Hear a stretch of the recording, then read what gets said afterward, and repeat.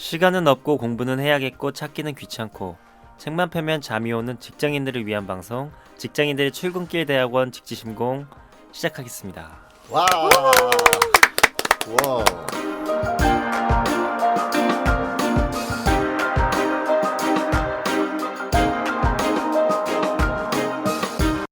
네, 오늘은 지금 12장 두 번째 편이고요. 네, 시나리오 플래닝 299쪽부터 이어서 진행하도록 하겠습니다. 네. 네. 근데 인트로 멘트를 외워서 한 거 아세요, 스텔라? 네. 처음부터 외워서 하더라고요. 좀 외운 지는 좀 됐습니다. 네. 네. 아, 인제서 알아봐서 서운하다.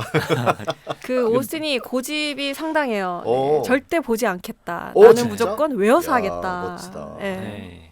사실 자꾸 이걸 어디 적어놓은 걸 까먹어가지고 다 이해가 이름판이 그냥 지금도 외워버리자. 있었네요. 외워두면 편리하죠. 항상 여기 따라다니니까. 네. 네, 안녕하세요. 저는 컨텍스처라이저 쿰니다. 안녕하세요. 반갑습니다. 네. 저는 조직 개발 그리고 퍼실리테이션에 대해서 함께 궁금함을 풀어나가는 궁풀 스텔라입니다. 공풀. 네, 그런 스텔라와 함께 이야기를 나누는 오스틴입니다. 와. 네, 지금 라지 그룹 인터벤션 하고 있죠. 홀 오거나이제이션에 대한 이제 인터벤션을 이야기하고 있는데, 두 개만 좀 집중해서 말씀을 드리려고. 이거 메소드인데 이제 하나는 시나리오 플래닝이고 또 하나는 퓨처 서치라고 하는 거, 와이스보드일 거예요. 네, 정확히 이름이 기억이 안 나는데, 네. 그걸 해볼 거고요. 시나리오 플래닝은 제가 MBA 할 때 시뮬레이션은 해봤는데 이걸 제가 기업에서 실제로 페이를 받고 시나리오 플래닝 워크숍을 아직은 해보지는 않았어요. 네. 우리나라에 굉장히 생소한 데다가 한 두세 군데 제가 지금까지 한 10년 동안 하면서 두세 군데에서 문의가 있긴 했었지만 이제 저희 회사가 이렇게 신뢰감이 가진 않나 봐요. 왜냐하면 해본 적이 있느냐라고 했을 때 실제 해본 적은 없습니다. 하지만 잘할 겁니다. 퍼실리테이션이 중요합니다. 이제 해도 별로 설득력이 없는가 봐요. 근데 사실 누구보다 더 잘 할 수 있는데도 불구하고 뭐 그게 현실인 건 현실이고요. 시나리오 플래닝은 되게 거대 전략 플래닝이다 이렇게 볼 수 있어요. 그래서 회사 전체의 명운이 걸려 있는 명운을 걸고 큰 전략적 방향을 바꾸고자 할 때 진짜 회사의 큰 어떤 물꼬와 흐름을 바꾸려고 할 때 이제 세우는 그런 플래닝이다라고 이야기할 수 있고요. 그 다음에는 뭐냐면 예측이 가능하면 계획 세우면 돼요. 시나리오 짤 필요가 없어요. 왜냐하면 시나리오 하나밖에 없잖아요. 예측이 가능하면 빤한 시나리오인 거예요. 근데 그렇지 않을 때는 이제 이게 불투명할 때, 정말 미래를 예측하기 어려울 때 사용하는 기법이다. 이렇게 네. 이해를 하시면 될 것 같습니다. 근데 궁금증이 생겼는데 제가 이렇게 시나리오 얘기를 했는데 스텔라는 이렇게 시나리오 플래닝 하면 시나리오 무슨 생각이 떠오르세요? 저는 기업에도 있었던 경험이 있고 기업에서 했었어요? 일부. 어. 제가 했던 거는 약간 좀 약식 버전이었던 것 같아요. 어허. 좀 중요한 분들 있잖아요. 네. 이제 회장님 네. 혹은 뭐 부회장님 이런 뭐 계열사의 대표이사님 이런 분들이 참석하는 그런 회의에는 좀 어떻게 진행할 건지에 대한 세부적인 시나리오를 좀 짰던 것 같아요. 10분 단위로. 행사할 때 네. 10분 단위라니요? 막 미니트 바이 미니트로. 네, 그래서 저는 그때 네. 왜 이렇게 구체적으로 계획하지라고 생각을 했는데 최근에 했던 이제 그 S사 프로젝트에서는 여기 진짜 관리의 대명사 조직이 맞구나라고 생각을 했던 게 정말 디테일하게 이렇게 시나리오를 짜더라고요. 실수가 있으면 안 되니까. 그러니까요. 네. 그러니까 이게 되게 아이러니죠. 우리는 늘 도전하는 조직, 실험적인 조직을 기대하면서도 어떤 의전과 행사가 있을 때에는 한치의 오차도 없이 해야 된다는 또 강박이 여전히 공존하고 있는 것 같아요. 근데 그때 사회자가 이렇게 써놓고 행사를 진행할 때 이렇게 손에 들고 있는 거 그걸 네. 시나리오라고 부르죠. 네, 맞습니다. 아하, 그게 연상됐군요. 네. 근데 그거를 했을 때 좋은 점 한 가지와 쉬운 점이 한 가지가 있는 것 같아요. 좋은 점은 뭔가 그 모두가 만족스러운 그런 이제 회의 시간, 워크숍 시간을 내가 사전에 철저하게 준비할 수 있다라는 좋은 점이 있고요. 반대로 그것 때문에 아쉬운 점은 그것과 다르게 흘러갔을 때 상황이 너무 당황해서 실수 연발할 수 있다. 유연하게 대처가 어려울 어렵다. 수 있다라는 부분이 두 가지가 있을 것 같아요. 그렇겠네요. 좋은 면과 너무 아쉬운 점. 네. 네. 오스틴은 시나리오 하면 떠오르는 생각이 뭐예요? 뭐 시나리오 하면 떠오르는 이거 생각 다 읽어가지고 이미 뭐 생각이 다 달라져 있는 건가요? 이 오묘한 표정. 아니, 저도 스텔라랑 비슷한 생각을 했어가지고 진짜요? 오. 시나리오 짠다 뭐 하면은 그게 어떻게 흘러갈지에 대해서 이게 쭉쭉 적어놓는 그러네요. 대략적이라도 네. 좀 시나리오 플래닝이라고 했을 때는 시나리오가 맞죠. 네.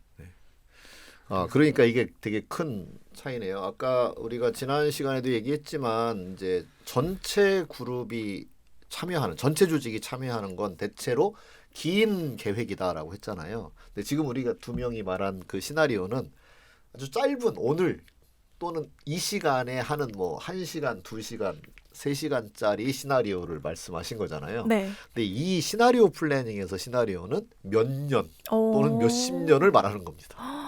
그러면 몇십 년짜리 시나리오를 써보는 거예요. 여러 가지 시나리오가 나와야겠네요. 이게 전략이라고 하는 게 전쟁에서 나왔다고 그랬잖아요. 우리 전쟁 시나리오 있잖아요. 그거하고 같은 거예요. 그걸 기업에 도입한 겁니다. 아.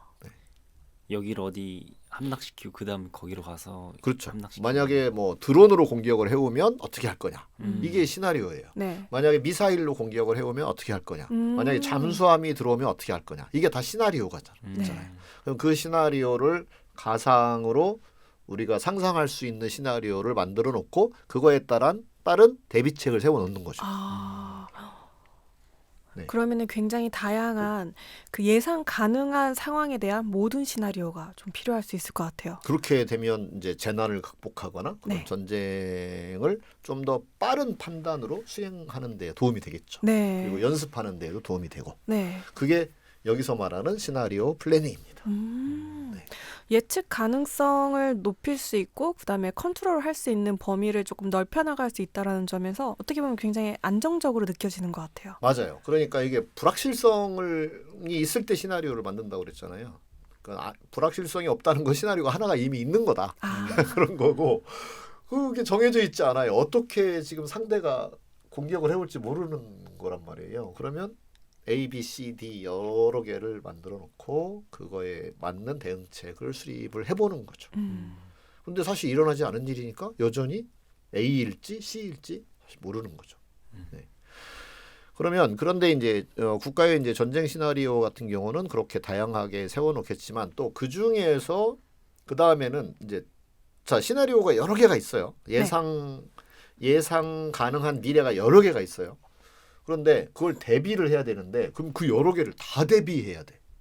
그러면 무슨 일이 생겨요? 너무나 많은 대비 자원이 들어가는 거예요. 그렇죠. 회사로서는 굉장히 다양한 시나리오에 대하여 다 대비책을 강구하다 보면 이건 뭐 비용이 너무너무 많이 들어서 비즈니스를 아예 할 수가 없게 된다. 그러면 시나리오를 평가하는 게 필요하겠죠. A가 더 맞을까? B가 더 가능성이 높은가? C일까? 확률이 높은 것이 무엇일까? 그렇죠. 요 워크숍을 하는 겁니다. 시나리오 플래닝을 할 때.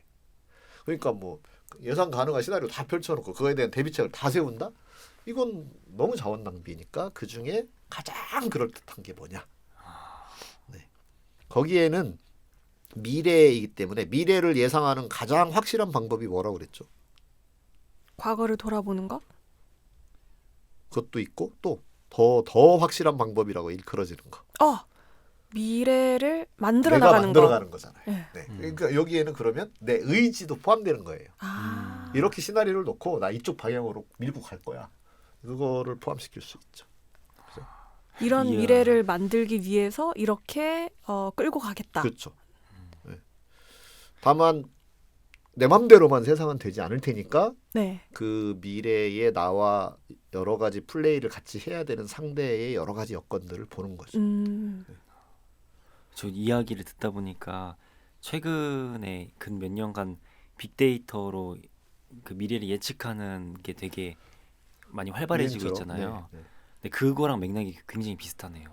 그렇죠. 이거 그것도 하나의 이렇게 변수를 했을 그렇죠. 때는 이런 시나리오, 이런 그렇죠. 시나리오 이렇게 네. 하는 게 되게 유사한 것 같아요. 그래서 그런 데이터도 가져다가 활용을 하고 그다음에 우리의 직관도 활용을 하고 그다음에 여러 이제 경제 연구소나 이런 데서 나온 데이터들도 활용을 하고 그렇게 이제 활용을 하면 되겠죠.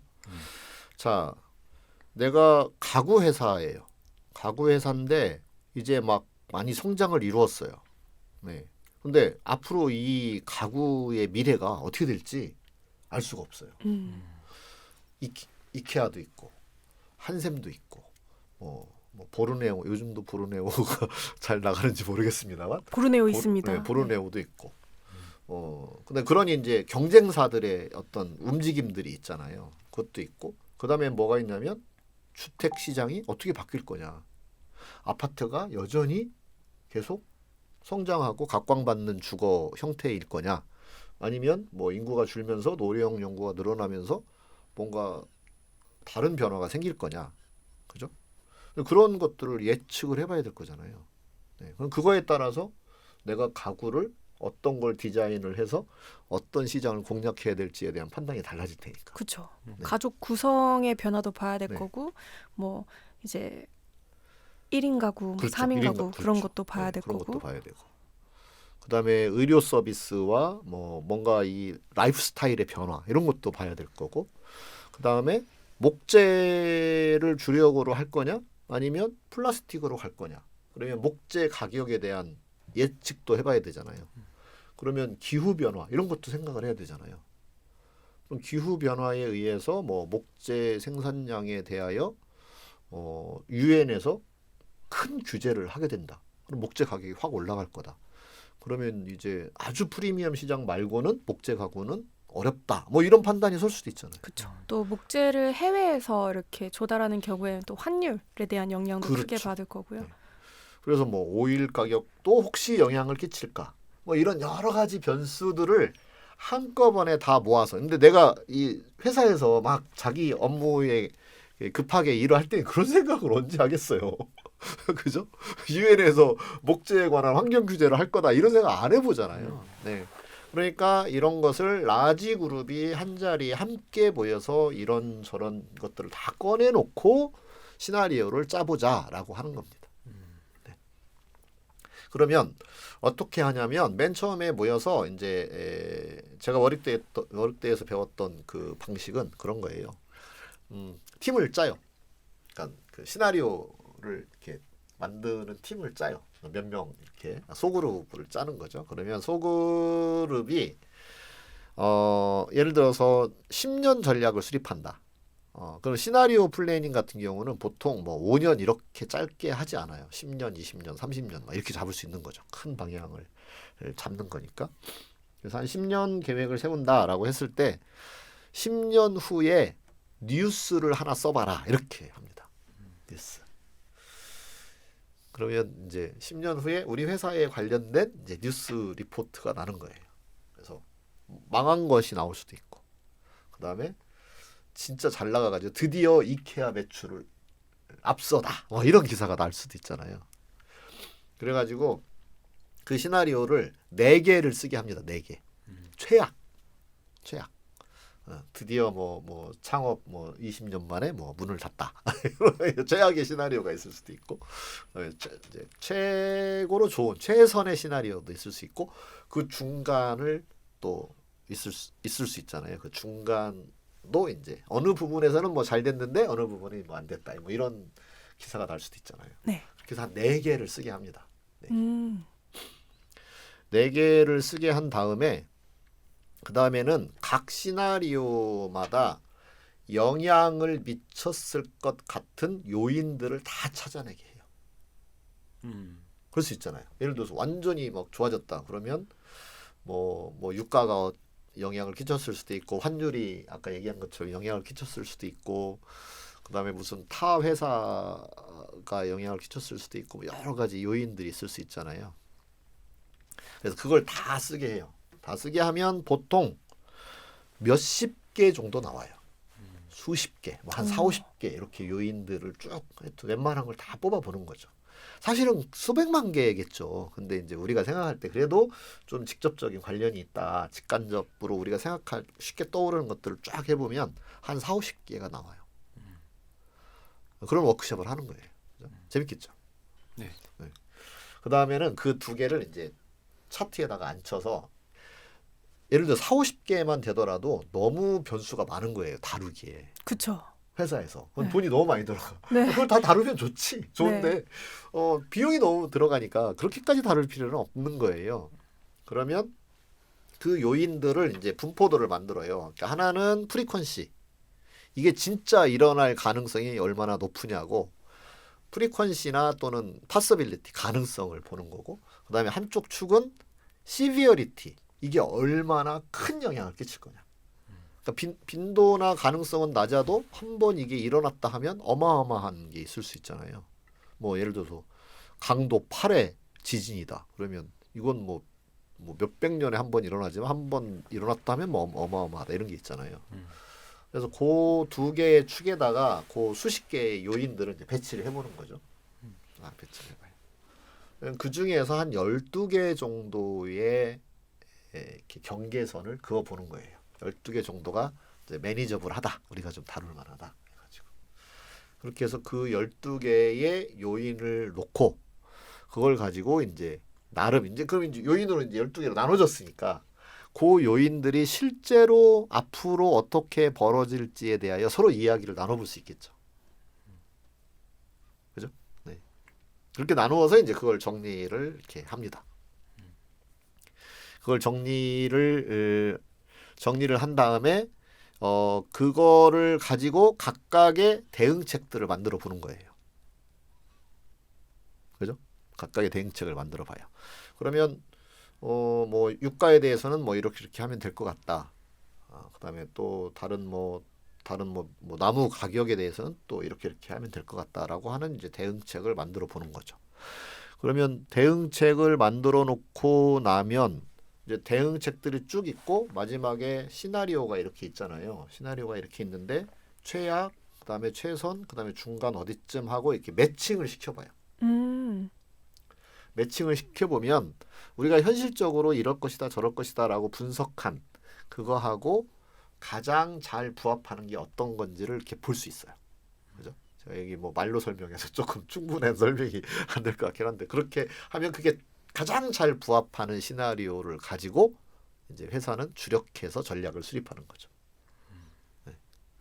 그러면 이제 어느 정도 우리가 막 너무 불투명하기만 했던 것이 어느 정도 이렇게 드러나고 그다음에 그렇게 이제 이야기를 나누고 계획을 세웠기 때문에 좀 더 자신감 있게 그걸 할 수 있게 되는 거죠. 네. 자신감에 대한 부분도 이제 분명히 있을 거고 또 다른 한편으로는 이제 이거를 특정 부서에서 하는 게 아니고 이제 워크숍의 형태로 더 많은 구성원들이 참여하기 때문에 공감에 대한 공감도도 상당히 높아질 것 같아요. 그렇습니다. 그리고 마치 이제 이 시나리오를 짠 전략을 실행을 하면 그 성공에 대한 부분이 조직의 것이 아니고 마치 내 것으로 느껴지는 자부심으로도 함께 연결이 되지 않을까. 그렇죠. 좀 그렇게 예상이 되는 것 같아요. 그리고 그 요인들을 이제 분석하는 과정에서 내가 하는 이 일이 다 이런 거랑 다 연결되어 있구나라고 하는 생각을 또 자연스럽게 하게 될 거잖아요. 그래서 일 하나를 하더라도 맥락적으로 일을 하게 된다. 네. 그냥 시켰으니까 한다. 뭐 이거 하기로 했으니까 한다. 그게 아니라 그런 분석들을 다 해봤었기 때문에 더 재밌게 할 수도 있고, 그죠? 그런 게 이제 연결되는 게 보이면 재밌잖아요. 게임 하듯이. 그런 이제 좋은 효과가 있다. 이렇게 말씀드릴 수 있어요. 특히 이런 부분이 최근에 제가 얘기를 들었을 때 이제 굉장히 대기업이고 그리고 고학력의 굉장히 이제 전문성이 높은 그런 분들이 많이 몰려 있는 그런 조직 같은 경우에는 각자 주어진 일을 충실히 하다 보니까 이제 선배가 후배에게 뭐 선임이 후임에게 뭔가 이제 맥락을 알려주는 그러한 시간이 너무 부족하다라는 그런 얘기가 있더라고요. 맞아요. 그래서 이제 후임이나 후배들은 일에 대해서 맥락을 모른 채 일을 하니까 뭐 하나의 나는 부속품으로 느껴진다라고 할 수도 있고 어떻게 해야 되는지 모르니 일단 시키는 대로 해보는데 틀렸을 때 거기에 대한 좌절감 굉장히 클 수 있어서 이런 활동에 함께 참여한다면은 조금 더 이제 그러한 그 아쉬움을 좀 극복할 수 있는 방안 중에 하나이지 않을까라고 좀 생각이 드는 것 같아요. 네. 혹시 오스틴 들으면서 뭐 궁금해졌거나 한 게 있었어요? 네, 설명을 너무 하나하나 단계별로 잘해주셔서 이해가 너무 잘. 어느 정도 그림이 그려졌어요? 예, 네. 아마 듣는 분들도 많이 이렇게 네. 공감이나 이해가 되셨을 것 같고요. 네. 그러니까 오스틴이 이해했으면 다른 사람 당연히 이해했을 거다 이런 얘기군요. 그렇죠. 네. 제가 이해했는데 설마 청취자분들이 이해를 못하셨을 리가 없죠. 네. 그런 거 맞고 오스틴 괴롭겠어. 살려주세요. 회사하지 마. 댓글에 저 좀 도와주세요. 그만 괴롭히세요. 근데 시나리오 플래닝 결국 이걸 다 끄집어내려고 하다 보니까 아까 말씀하신 게 3일 말씀하셨나요? 네. 이걸 이제 하려면 3일 정도 하면 좋죠. 들으면서 이 과정을 다 하려고 하면은 얼마나 걸리는 게 최소 시간일까? 네. 그리고 참여자가 어쨌든 그건 있어야 될 것 같아요. 기대한 효과를 누리려면 동일한 참여자가 그래도 계속 있어야겠다. 네. 중간중간 바뀌어버리면 따라가지 못하잖아요. 이거 보니까 다른 워크숍보다도 더 맥락적으로 따라가는 게 한 단계 한 단계 이어지는 게 중요한 것 같아서 네. 좀 그런 현실적인 부분도 같이 고려가 되면은 더 좋겠다 싶은 생각이 들더라고요. 왜냐하면 이런 걸 진행하다 보면은 되게 좋다고 해서 이제 진행을 해야겠다라고 어떤 담당자분은 결심을 하게 되는데 또 조직 입장에서는 그런 현실적인 거를 다 맞추기 어려울 수는 있잖아요. 근데 그런 상황이라면은 오히려 이런 방법보단 다른 방법을 찾아보는 게 더 나을 수도 있는 거고 이런 거를 할 때는 전제가 좀 그런 부분이 필요할 것 같다라고 해서 좀 쿠가 이거 할 때 그래도 꼭 이렇게 좀 같이 지켜야 되는 전제 같은 부분 그것도 좀 말씀해 주시면 좋을 것 같아요. 네. 그냥 이제 상상으로만 그 요인들을 분석할 수는 없잖아요. 그래서 네네. 데이터가 필요합니다. 그래서 유가 같은 경우 예를 들어서 뭐 지난 30년간 유가 변동 그래프 이런 이제 자료들을 사실 갖다 놓고 해야 돼요. 아니면 적어도 컴퓨터에서 검색하면서 이제 할 수 있도록 해야 되는 거죠. 요즘은 뭐 대부분 다 정보화가 되어 있으니까 그런 걸 하고 만약에 목재라면 목재에 대해서도 뭐 전 세계 물동량이라든지 그다음에 뭔가 시즌별 차이라든지 또 기후 그러니까 온도 대비 뭐 목재 가격의 변화 뭐 그래프 분석해 놓은 거 뭐 이런 것들이 이제 가구 회사라면 그런 게 이미 있을 수 있어요. 그러면 그런 해당 부서가 와서 참여를 해서 그런 것에 대하여 견해를 말할 수 있도록 하고 그래야 이제 재미도 있고 실질적으로 정보에 기반한 의사결정을 할 수 있는 게 되겠죠. 그죠? 그리고 오스틴이 얘기한 것처럼 계속해서 참여하는 게 필요하고 뭐 앞에 세션 빠졌다가 오면 그 팔로업 캐치업하는 게 어렵잖아요. 계속 참여하는 게 중요하고요.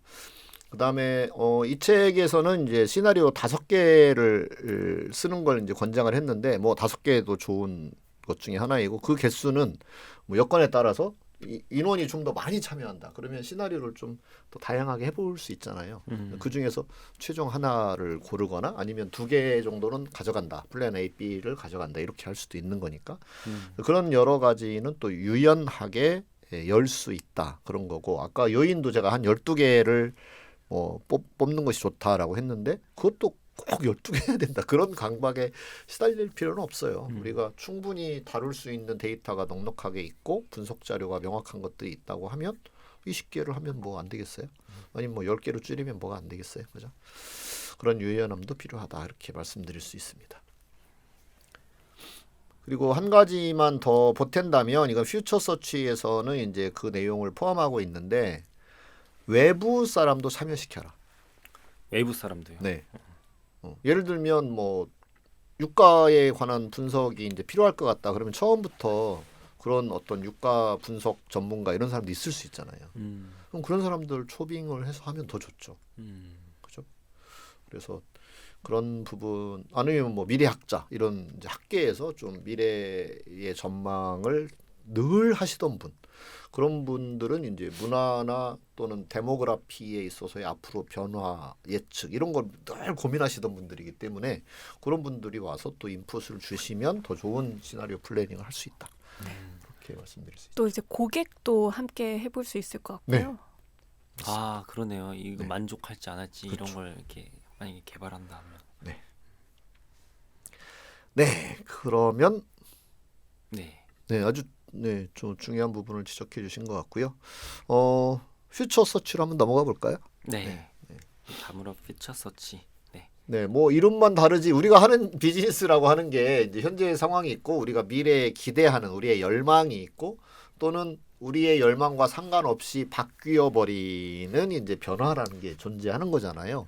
그 사이에서 조직의 생존력, 성장 이런 것들을 이제 길러가는 것이 이제 우리가 조직 개발이다라고 이야기할 수 있는데 그렇게 하는 거에 있어서 하나는 뭐 시나리오 플래닝이라는 방법이 있고 그다음에 또 다른 하나는 이제 퓨처 서치라는 네.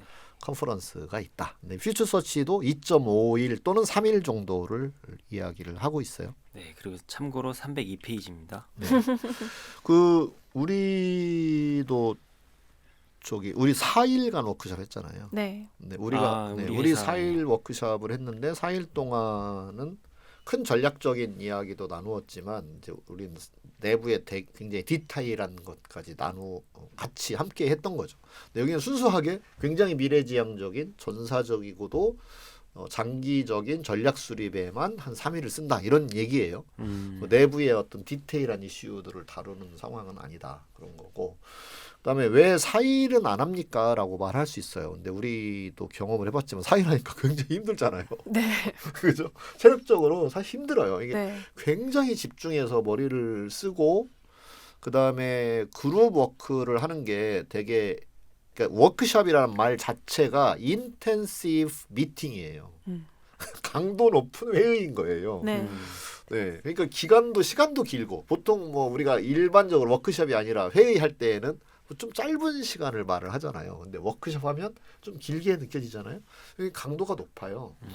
그리고 그렇게 강도 높게 고민을 하고 미팅 같은 경우는 그래도 좀 듣는 시간이 많이 일반적인 미팅은 좀 그냥 듣고 있으면 되는 시간이 많다면 네. 이건 나도 말해야 되고 왔다 갔다 해야 되고 막 고민해야 되고 머리 써야 되고 이러니까 힘들단 말이에요. 그래서 3일 정도가 한 번 워크숍에서의 뭔가 맥시멈 같은 약간 그런 느낌이 있어요. 네. 만약에 4일, 5일 뭐 그 이상 할 수도 있죠. 그러려고 하면 프로그램 중간에 이 리프레시를 위한 세션들을 충분히 넣어줘야 돼요. 그래서 뭐 스파에 가서 뭐 한다거나 뭐 수영 시간을 둔다거나 뭐 산책을 뭐 이렇게 다녀올 수 있게 한다거나 이런 식으로 해서 이렇게 육체적인 그 신선함을 계속 유지할 수 있도록 네, 그렇게 하는 게 필요합니다. 휴식의 시간을 계획적으로 그렇죠. 제공하는. 네. 오스틴 엄청 좋아하네. 네. 그러니까 상상을 해봤는데 스파 갔다 왔으면 좋았겠다 네. 싶긴 한데. 그래. 맞아요. 네, 네. 그런 게 필요합니다. 네. 자, 퓨처 서치 3일이고요. 여기는 이제 첫 번째는 참여를 해서 과거를 돌아보는 큰 틀에서 이 퓨처 서치는 첫날은 과거, 그다음에 둘째 날은 현재, 셋째 날은 미래. 이렇게 생각하시면 돼요. 좋은데요? 네, 그냥 딱 뭔가 딱딱딱딱 될 것 같죠. 그죠? 잘라지니까 뭔가 좋은 것 같아요. 네. 그래서 그렇게 하는 방법이고 처음에는 이제 사람들이 모이는데 여기서 제가 퓨처 서치 이 와이스보드의 그 개념 중에서 제가 많이 배운 것 중에 하나가 뭐냐면 The whole system in the room이라는 개념이에요. The whole system in the room이라는 개념. 그래서 그게 너무너무 좋았어요. 우리가 워크숍을 하는데 워크숍을 하면 뭐가 좋으냐? 라고 하는 걸 개념으로 한 방에 설명해 주는 그 말이 바로 전체 조직 체계 우리가 하는 일 시스템이라는 게 일 포함 뭐 조직 포함 다 해서 우리 회사 전체 시스템을 방 하나에다가 다 넣어놓는다예요. 콘텍스츄얼라이제이션이죠. 그래서 모든 참여자가 맥락 속에서 생각할 수 있도록 돕는 거. 그래서 이 컨셉이 되게 좋았는데 이게 이제 이 와이스보드의 이 퓨처 서치에서 나온 개념입니다. 네, 되게 좋았고 그 다음에 이제 또 하나 배웠던 개념 중에 하나가 사람은 항상 누구나 효과성을 추구한다. 이것도 이분이 그 퓨처 서치의 그 신념, 철학으로 이렇게 내세운 개념이거든요. 네, 그것도 제가 이거 진짜 너무 맞는 말이다 해가지고 저도 즐겨 쓰고 있는 말이죠. 오늘 저 효과성에 대해서 궁금한 거 있는데요. 네. 사람은 항상 효과성을 추구한다잖아요. 네. 근데 이제 저는 예전에는 이런 생각을 했던 것 같아요. 그 사람이 추구하는 효과성은 조직 안에 어떤 것에 대한 효과성일 거다. 이렇게 생각을 하니까 되게 어렵더라고요. 그래서 나중에는 드는 생각이 조직 내에 무언가에 대한 효과성이 아니라 그냥 모든 것. 그렇죠. 예. 모든 면에서 결국은 자기에게 유리한. 네. 라고 나중에 생각을 어느 순간 바꾸니까 좀 마음이 덜 불편하더라고요. 네. 지금도 예를 들면 스텔라가 그냥 넘어가지 않았잖아요. 왜 굳이 이 이야기를 꺼냈냐면 이게 효과적이라고 생각했기 때문에 스텔라가 꺼낸 거거든요. 네. 근데 이걸 좀 분명히 하고 가는 게 효과적이다라고 생각을 한 거예요. 네. 이걸 우리는 끊임없이 추구하고 있다는 거죠. 그리고 제가 이렇게 지금 이 상황을 설명하는 것도 이게 청취자들한테 효과적일 것이다라고 생각하니까 또 요거 설명을 제가 하는 거잖아요. 네. 그리고 지금 오스틴은 여기서 더 끼어들었다가는 진도가 안 나간다라고 생각을 해서 나는 가만히 있어야 되겠다라고 생각하는 것도 역시 효과성을 추구하는 거다. 할 말은 많지만 하지 않겠다. 그렇죠. 그래서 그렇죠로 대답을 끝내는 것도 그렇죠. 비슷한 맥락이죠. 그렇죠. 네. 그래야 이제 이 신념이 바탕이 되었을 때 사람들이 무슨 말을 했을 때 저게 괜한 소리가 아니다. 그래서 귀 기울일 수 있는 마음가짐이 서거든요. 그거를 되게 뚜렷하게 알려줬던 그런 퓨처 서치 제가 아주 사랑하는 워크숍 메서드입니다. 네. 자, 그래서 첫날은 모여서 이제 데이터를 모으고 그걸 해석하고 과거의 이야기들을 막 써내는데 대체로 이때 마인드맵 비슷한 툴을 써요. 여기서는. 근데 뭐 굳이 마인드맵에 이렇게 매달려 있을 필요는 없어요. 저는 주로 이제 복잡계를 저는 좋아하니까 리치 픽처 이런 걸 쓰죠. 리치 픽처 쓰고 그다음에 뭐 아니면 연관도에다가 한번 그려보게 하고 이렇게 해서 결국 과거에 우리가 겪었던 여러 가지들을 이제 꺼내보는 거예요. 꺼내보고 그다음에 구조화시켜보고 뭐 어떤 게 먼저고 어떤 게 나중인 것 같으냐, 어떤 게 더 중요하고 어떤 게 덜 중요한 것 같으냐 이런 이제 어레인지를 쭉 해보는 거잖아요, 그렇죠? 그렇게 하는 겁니다. 그 연관도를 할 때 그 퍼실리테이터도 굉장히 이제 이 부분에 대한 학습이 많이 필요한 것 같아요. 왜냐하면 그 퍼실리테이터는 참여자가 적정하게 먼저와 나중을 좀 구분지어서 연결지어서 생각해볼 수 있게끔 도와줘야 되는데. 예전에 저는 이제 제가 그게 구분이 잘 안 되는 거예요. 그렇죠. 저 사람은 이게 나중이라고 꺼냈는데 내 눈에는 먼저로 보이니까 그게 좀 약간 답답한 그런 게 있었는데 이제 이것이 먼저도 될 수 있고 나중도 될 수 있다라는 그게 저가 탑재가 되니까 그거에 대해서 좀 더 참여자에게 도움되는 그런 좀 그 퍼실리테이터로서의 어떤 이제 개입, 대응 이런 게 좀 가능해진 것 같아요.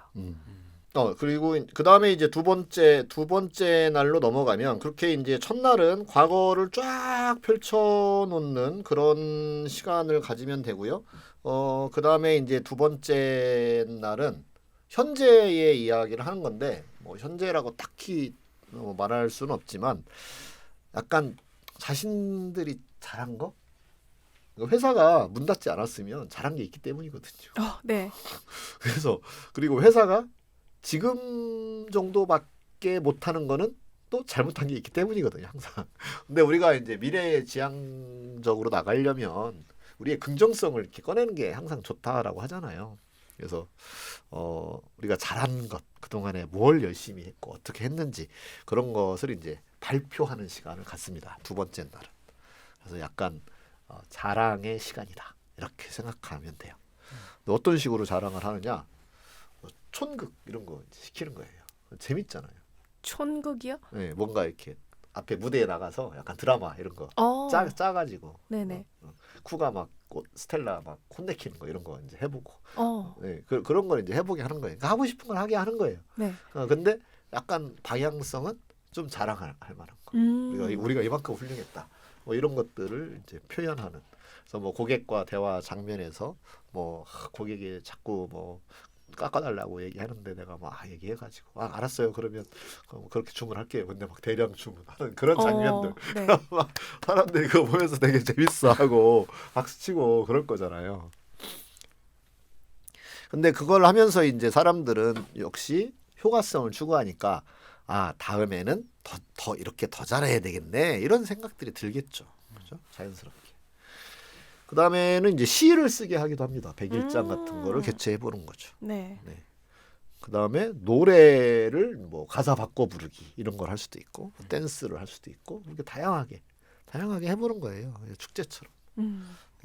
그러면 가서 뭐 낄낄거리기도 하고 뭐 막 너무 이렇게 숨은 재능 발견. 네. 너 왜 이렇게 그림을 잘 그렸어? 뭐 이런 걸 하기도 하고. 오스틴 이렇게 연기를 잘했어? 그렇지. 오스틴이 뮤지컬. 네, 얼마 전에 이제 배우로 이렇게.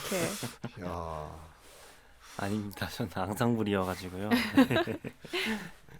깜짝 놀랐어요. 네. 그쵸. 시카고에 출연을 했잖아요. 아 시카고였어요? 네. 너 지금 처음 알았네.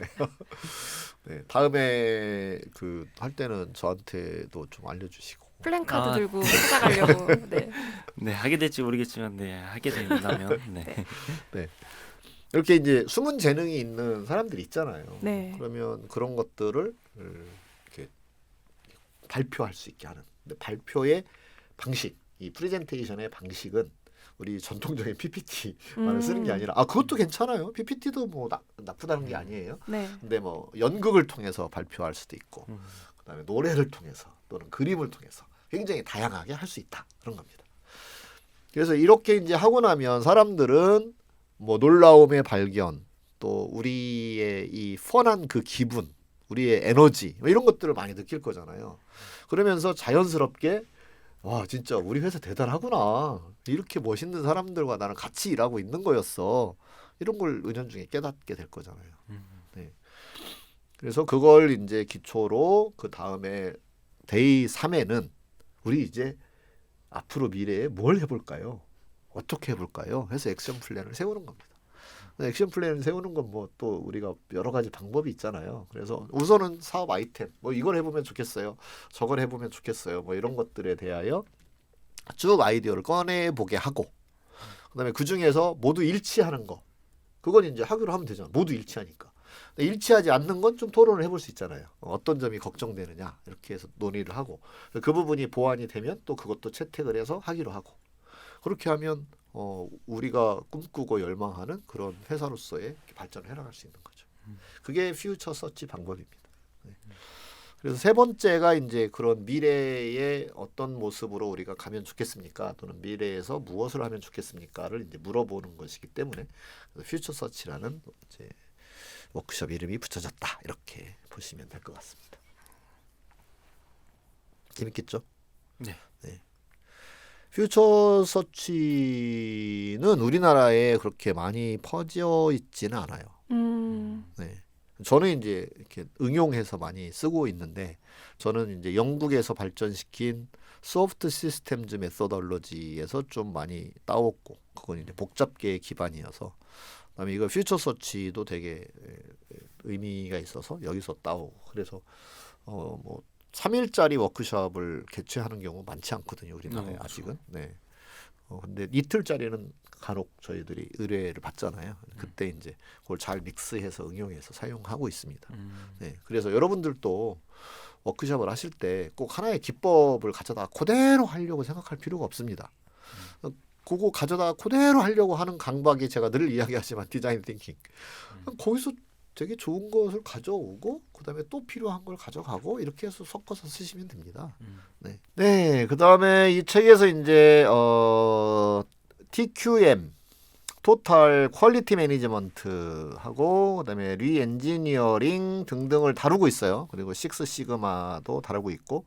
근데 저는 뭐 이 부분을 책으로만 읽어서 제가 실제로 해본 게 아니기 때문에 이건 여러분도 책을 통해서 이렇게 읽어보시면 조직 개발과 퍼실테이션의 전반을 이해하고 있으면 이런 방법으로 한때 많이들 했구나 이 정도 그쵸. 이해하시면 됩니다. 네. 네. 과거에 이제 그 식스시그마 경영학 회사에서 했었어요? 저희 회사에서는 안 안 했지만요. 했었어요? 이제 네. 경영학부일 때도 있고 저도 이제 아버지가 그 음. 공장이 많이 발달한 그 네네. 기업에서 네. 근무했기 때문에 이제 제가 어릴 때 이런 것들을 배우러 회사에서 일본을 보내셔가지고 학습했던 아버지께서 이야기를 블랙벨트?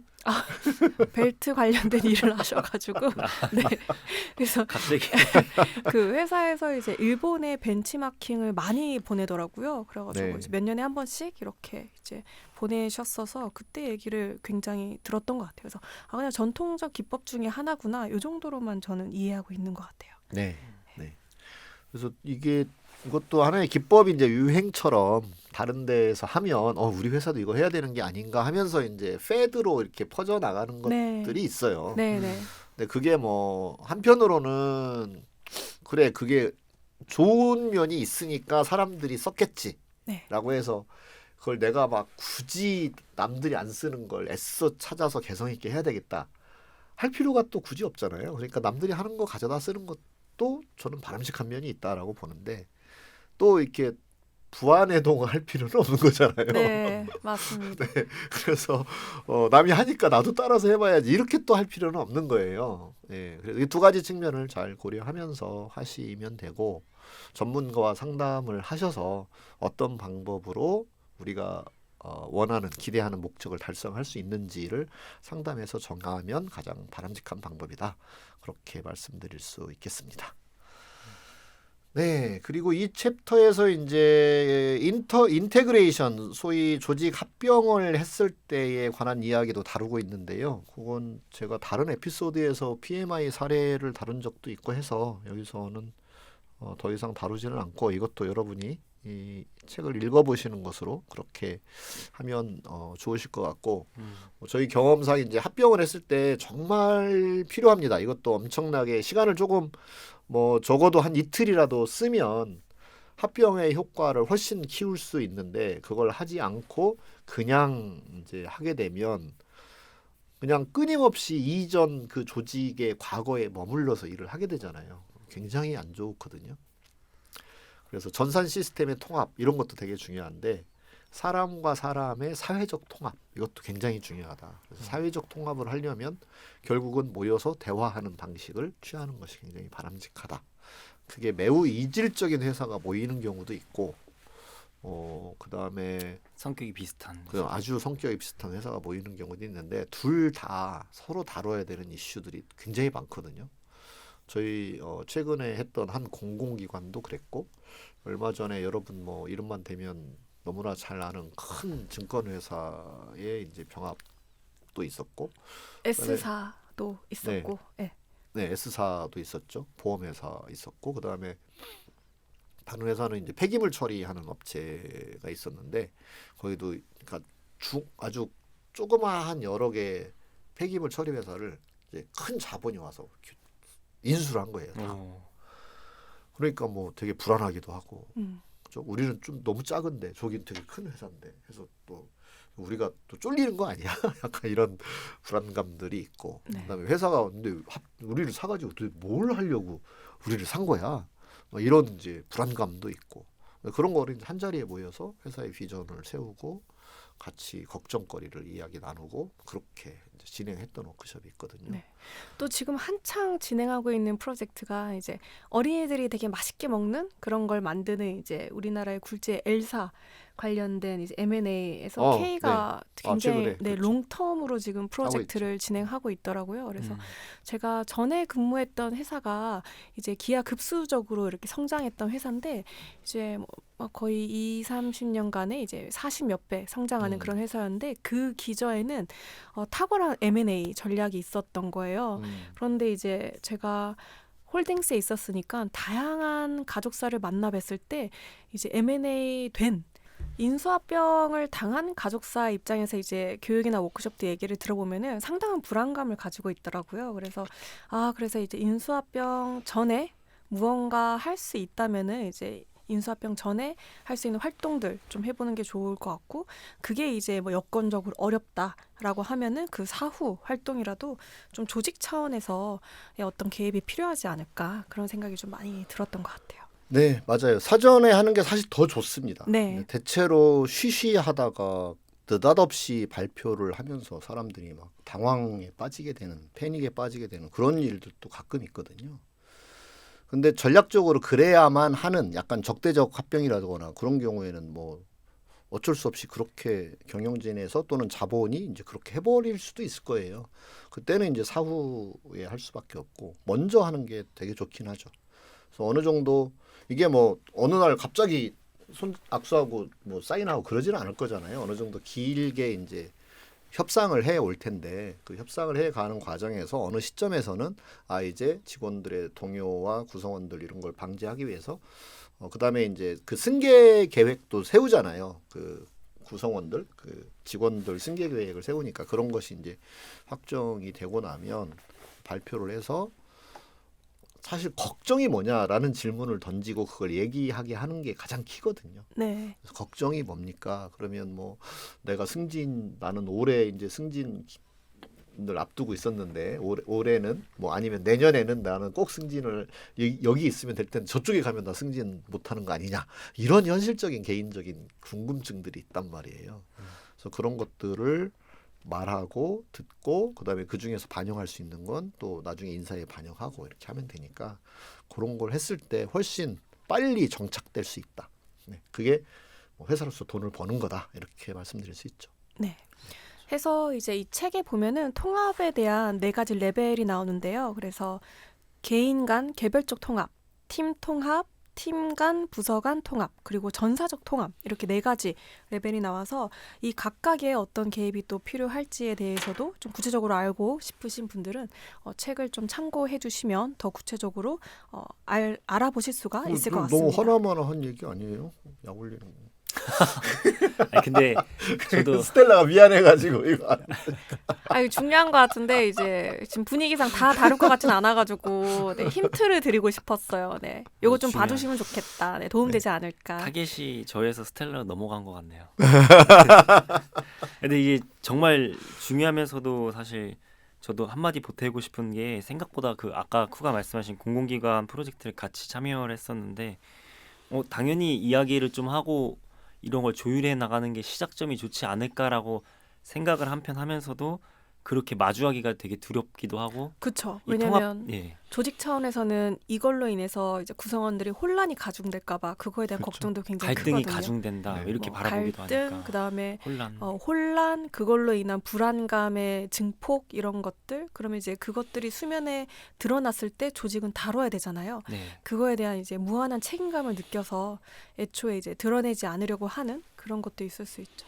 그래서 그런 상황도 어떻게 보면 이 조직 전체에 통합되는 모습만 상상하고 너무 먼 길이라고 생각을 해서 이제 덮어버린 것 같은데 개인 통합부터 팀, 그 다음에 이제 크로스 팀 이렇게 단계별로 해가면 또 가능하니까 그런 부분에 참고하기도 좋은 것 같아요. 역시 구성원으로 있었던 저의 경험보다 컨설턴트로서의 경험이 있었던 오스틴이 이거에 대한 설명을 지금 좀 더 잘하는 것 같네요. 아, 내가 계속 갈구니까 이제 두 분이 서로 격려 모드로 가자. 네네. 네, 훌륭합니다. 스텔라 이렇게 먼저 너무 제시해 좋다. 주신 덕분이죠. 저는 격려 좋아합니다. 네. 네, 그렇습니다. 뭐 한 번 더 말씀을 드리게 되는 건데 이걸 이제 갈등 구조가 빤히 보이잖아요. 그래서 그걸 회피하고 덮어두고 또는 억누른다고 해서 이 문제가 해결되는 게 아니고 결국은 그 비용은 나중에 다 치르게 된다. 더 크게 치르게 된다. 그래서 그것을 꺼내놓고 전문가와 상의를 하면서 문제를 하나씩 풀어가는 것이 훨씬 비용 효과적이다. 이렇게 개념을 갖고 계시는 게 필요할 것 같습니다. 네. 네, 그러면 저희 12장 내용은 여기까지 다루어 보고요. 네, 다음 시간에 이어서 13장 내용 다뤄보겠습니다. 조직 문화와 개입의 디자인 이 부분이니까요. 네, 어마어마하네요. 네, 많이 기대해 주시고 또 청취 부탁드리겠습니다. 네, 그러면 저희는 다음 시간에 또 뵙도록 하겠습니다. 네, 네, 청취해 주셔서 감사합니다. 감사합니다. 감사합니다.